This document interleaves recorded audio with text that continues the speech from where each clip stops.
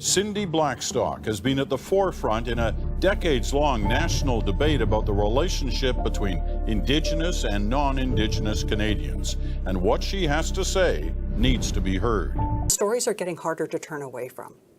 I think we need to go through the same process that they did in the civil rights movement in Mississippi and different places.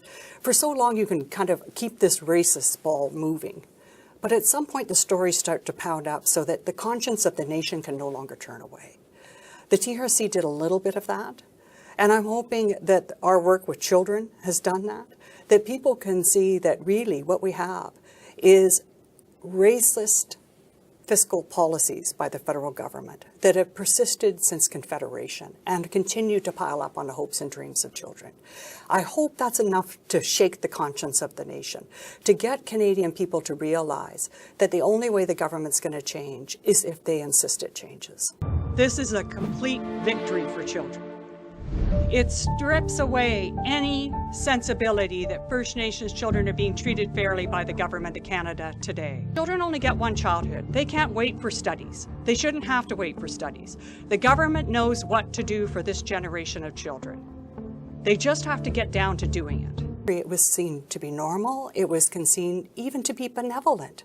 The problem wasn't that First Nations people were being treated less. It was that the Canadians were being so generous to them was the problem. That was in the public parlance. And that always confused me.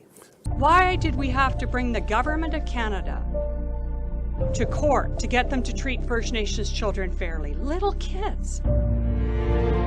Why would it ever be okay to give a child less than other children? One of the non-Aboriginal children that we work with said, discrimination is when the government doesn't think you're worth the money. So what would it feel like if you weren't worth the money?